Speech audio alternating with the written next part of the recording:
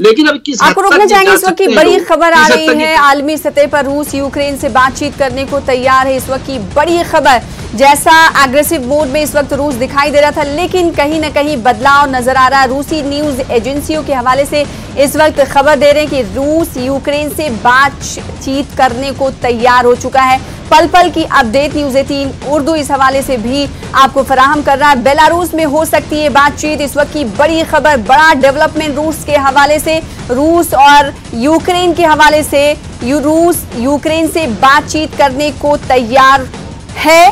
Kharkiv रूसी वफ्द Belarus भी पहुंच चुका है। कहा जा रहा है कि ये बातचीत बेलारूस में हो सकती है। खार्किव की सड़कें मैदान जंग में तब्दील हो चुकी हैं। इस वक्त की तस्वीरें भी हम ऐसी आपको दिखा रहे हैं टीवी स्क्रीन पर कि किस तरीके से सड़कों पर इस तरह का मंजर दिखाई दे रहा है। बच्चे रो रहे हैं, बिलख रहे हैं, शेल्टर्स में लोग जाके पनाह ले रहे हैं। और इस बीच बड़ा डेवलपमेंट सामने आया है कि रूस यूक्रेन से बातचीत करने को तैयार हो चुका है। रूसी न्यूज एजेंसियों के हवाले से ये खबर आ रही है। बेलारूस में कहा जा रहा है कि ये बातचीत हो सकती है और इस पर अमल दरामद करते हुए रूसी वफ्द बेलारूस भी पहुंच चुका है। मुहिबुल हक साहब हमारे साथ जुड़ रहे हैं, आलमी उमूर के माहिर हैं। इस डेवलपमेंट को मुहिबुल हक साहब आप कैसे देखते हैं, क्योंकि पिछले कई दिनों से हम देख रहे थे हालात खराब नजर आ रहे हैं और अभी भी हालात बद से बदतर होते हुए जा रहे हैं। इस बीच रूस का यूक्रेन से बातचीत के लिए तैयार हो जाना किस समत में इशारे कर रहा है, कितना बड़ा डेवलपमेंट आप इसे मान रहे हैं? मुहिबुल हक साहब आप सुन पा रहे हैं? मेरी आवाज आप तक आ रही है? जी जी आ रही है। हाँ, सबसे पहली बात हमें ये सोच लेना चाहिए कि जब किसी भी जगह पे स्ट्रीट फाइट शुरू हो जाती है ऑक्युपायर्स और जो रेजिस्टेंस फोर्सेज हैं इसके बीच में, इसका मतलब ये लास्ट रेजिस्टेंस होता है किसी भी कंट्री की तरफ से। इसके बाद से ऑक्युपेशन कंप्लीट हो जाता है। और दूसरी बात हमें ये देखनी होती है कि ये स्ट्रीट फाइट का जो रेजिस्टेंस है वो कितना स्ट्रांग है। जाहिर सी बात है रशियन फौजों के सामने यूक्रेनियन फौज या स्ट्रीट फाइटर्स टिक नहीं पाएंगे, ये हम सब जानते हैं। दूसरी हम बात, अगर इस दौरान रशिया ने ऑफर किया है टॉक के लिए, तो रशिया ने अपना एजेंडा या रशिया के जो ऑब्जेक्टिव थे इस पूरे मिलिट्री एक्सपेडिशन के वो पूरे हो चुके हैं। उसे जो काम अचीव करना था वो अचीव कर चुका है। अब रशिया जब यूक्रेन नेगोशिएटिंग टेबल पर बैठेगा रशिया के साथ, तो उसकी वो पोजीशन नहीं होगी जो किसी जमाने में जब जंग से पहले जो पोजीशन थी। जंग के बाद के हालात ये होते हैं कि अब दो फरीक आमने सामने हैं और एक डिफीटेड कंट्री की हैसियत से ये जो यूक्रेन है वो बात कर रहा होगा। अगर वो लेकिन मुहिबुल हक साहब इस बात को इस तरह से भी तो समझ सकते हैं कि अभी जो सिचुएशन है उसके बीच रूस ने एक कदम बढ़ाया है बातचीत करने के लिए। ये चीज यूक्रेन भी तो कह सकता था। यूक्रेन इसलिए नहीं कहता कि यूक्रेन तो अंडर ऑक्युपेशन है। यूक्रेन जब अंडर ऑक्युपेशन है, अगर रूस ने देखिए यूनिलैटरल सीज फायर भी करेंगे पुतिन बहुत जल्द। आप देखेंगे यूनिलैटरल सीज फायर करेंगे, जिन इलाकों पे वो काबिज हो चुके हैं वहां पे उनकी फौजें मौजूद रहेंगी।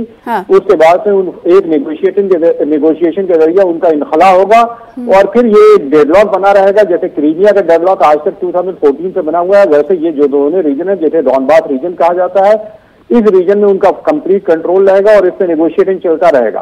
एक बहुत अहम बात ये हमें सोचनी चाहिए कि अब जो लीडरशिप है, जो कॉमेडियन लीडर हैं वहां के यूक्रेन के, उनको शायद इस बात का एहसास हो गया होगा कि नाटो के इंस्टिगेशन पे उनको इस जंग के लिए यानी रशिया से कोशिश नहीं करनी चाहिए थी, बल्कि ये कोशिश करनी चाहिए थी कि नेगोशिएटिंग टेबल पर बैठ के 1-to-1 वो बात करते रशिया के लीडरशिप के साथ और इस मसले को हल करते।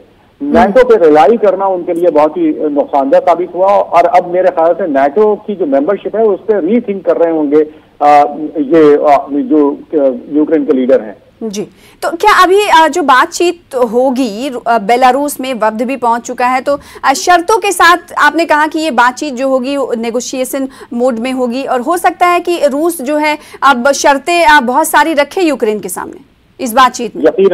यकीनन देखिए, सबसे पहली जो अगर शर्तें होंगी तो कौन कौन सी शर्तें हो सकती हैं? जो सबसे पहली शर्त रखेगा वो ये रखेगा कि आप इस बात का प्लेज कीजिए कि आप नाटो को ज्वाइन नहीं करेंगे। जो रशिया है वो उसे यूक्रेन को बफर स्टेट के तौर पे इस्तेमाल करना चाहता है, क्योंकि आप जानते हैं कि रोमानिया, चेक रिपब्लिक, पोलैंड ये सब ज्वाइन कर चुके हैं नाटो में। तो अब ये जो यूक्रेन है वो उसको बफर स्टेट के तौर पर इस्तेमाल करना चाहता है। वो तो एश्योरेंस चाहेगा पहला कि यूक्रेन नाटो को ज्वाइन नहीं करेगा। नंबर 2 जाहिर सी बात है यूक्रेन की तरफ से ये होगी कि 2014 से पहले की जो पोजीशन थी यूक्रेन और रशिया के बीच में, उस पर रशिया वापस जाए। रशिया उस पर तैयार नहीं होगा। रशिया क्रीमिया को किसी भी हालत में यूक्रेन के हवाले फिर से नहीं करेगा। या जो इथनिक रशियंस हैं उनके जो डोमिनेंट इलाका है उसको वो कभी भी सरेंडर करने के लिए तैयार नहीं होगा। फिलहाल सिर्फ रशिया जंग बंदी पे राजी होगा कि अभी हम यूनिलेटरल सीज फायर करते हैं, जंग बंद होती है और फर्दर नेगोशिएशन चलेगा। तो इस वक्त जो नेगोशिएशन होना है वो सबसे पहला नेगोशिएशन होना है वो सिर्फ जंगबंदी पे होगा। और बाद की जो शर्तें हैं नाटो के लिए तो इनको एश्योरेंस देना पड़ेगा कि हम उसे ज्वाइन नहीं करेंगे। यानी जंगबंदी को लेकर जो बातचीत होगी, हो सकता है रूसी वफ्द जो बैठ रहे हैं बेलारूस पहुंच चुके हैं, यूक्रेन की तरफ से इस हवाले से क्या कुछ रद्द-ए-अमल रखा जाएगा, देखने वाली बात होगी। लेकिन रूस ने पहला कदम बढ़ा दिया है। मुहिबुल हक साहब आलमी उमूर के माहिर हैं, उनके मुताबिक ये कहा जा रहा है कि रूस की तरफ से इस तरह का ऑफर देने का मतलब ये है कि शर्तों के साथ वो टेबल पर आ रहे हैं और सबसे पहली शर्त नाटो को ज्वाइन ना करने के ताल्लुक से वो यूक्रेन के सामने रखेंगे। ऐसे में यूक्रेन के पास कोई ऑप्शन नहीं बचता है कि वो रूस की बातों को ना माने। देखिए अगर यूक्रेनी लीडरशिप मैच्योरिटी दिखाएगी तो उसे ये बात याद रखनी होगी कि नाटो सिवाय मिलिट्री सैंक्शन के और कुछ भी नहीं करेगा। ये जो सैंक्शन, इकोनॉमिक सैंक्शन जो रशिया के खिलाफ है उसके अलावा कुछ नहीं करेगा। और जाहिर बात है ये जो इकोनॉमिक सैंक्शन से ये मसला हल नहीं होने वाला। तो रशिया के साथ उनको नेगोशिएट तो करना ही होगा। बाईलेटरल रिलेशंस जिसे कहते हैं कि बाईलेटरल टॉक होगा और यूक्रेन और रशिया को आपस में बैठ के ही ये मसला हल करना होगा। इसमें मेजर पावर्स का कोई इन्वॉल्वमेंट नहीं हो सकता, ना ही कोई इंटरनेशनल कम्युनिटी का इन्वॉल्वमेंट हो सकता है। और जो ग्राउंड पे जो हालात हैं बतौर खास ये देखना होगा कि रशियन फोर्सेज मार्च करती हुई कीव तक पहुंचने की कोशिश कर रही हैं और पूरी दुनिया खामोश तमाशाई बन के देख रही है। यूनाइटेड नेशंस के अंदर जो रेजोल्यूशंस आ रहे हैं यूएन सिक्योरिटी काउंसिल के अंदर उसे रशिया वीटो कर दे रहा है। कुछ कंट्रीज इतनी भी हिम्मत नहीं जुटा पा रही हैं कि वो उसको कंडेम करे बल्कि एब्सटेन कर जा रही हैं। तो इस बात से ये अंदाजा लगाया जा सकता है कि यूक्रेन की पोजीशन बहुत ही वीक है और एक वीक पोजीशन पे ही वो रशिया के साथ नेगोशिएटिंग टेबल पे जाएगा। जी, वीक पोजीशन के साथ ही नेगोशिएटिंग टेबल पर रशिया रूस के साथ जाएगा, ऐसा आलमी उमूर मुहिबुल हक साहब का ये कहना है। अभी जैसा कि अब तक जो तस्वीरें हमने देखी, बयानात देखे, कई वीडियोस भी जारी करते रहे ज़ेलेंस्की, उनके मुताबिक ये कहा जाता रहा कि दुनिया जो है उनके सीने को देखेगी, जो दुश्मन है वो हमारे पीठ को नहीं देखेंगे। तो क्या आपको लगता है कि अभी जो बातचीत की टेबल पर यूक्रेन बैठेगा तो उसकी तरफ से जो बातचीत होगी वो डिफेंसिव मोड में होगी या फिर कुछ हठधर्मी का भी मुजाहरा किया जा सकता है या नहीं उनकी तरफ से? देखिए ये नेगोशिएटिंग टेबल पे जाने से पहले यूक्रेन को इस बात का इंश्योर करना होगा कि उनकी तरफ से रेजिस्टेंस बहुत ही मजबूत होना चाहिए। जब तक रशियन सोल्जर्स की भी कैजुअलिटीज नहीं होंगी, यानी म्यूचुअल डिस्ट्रक्शन का खतरा नहीं होगा, रशिया को इस बात का एहसास होना चाहिए कि रेजिस्टेंस बहुत ही फियर्स और बहुत ही मजबूत है और हमारा भी बहुत ज्यादा जानी नुकसान हो सकता है। स्ट्रीट फाइटिंग में जानी नुकसान होता है क्योंकि उसमें मैदान में उतरना पड़ता है और लड़ना पड़ता है, गोलियां भी लगती हैं, मारे भी जाते हैं लोग। तो जब तक रशिया को एहसास नहीं होगा, अगर वीक सरेंडर होगा और यानी यूक्रेनियन सोल्जर्स की तरफ से, तो रशिया और ज्यादा शर्तें इंपोज करेगा। तो मेरे ख्याल से ये बात, अगर यूक्रेन के लीडर ये बात कह रहे हैं तो ये बिल्कुल सही कह रहे हैं कि हम पीठ नहीं दिखाएंगे, हम सीना दिखाएंगे, यानी हम बहादुरी से मुकाबला करेंगे।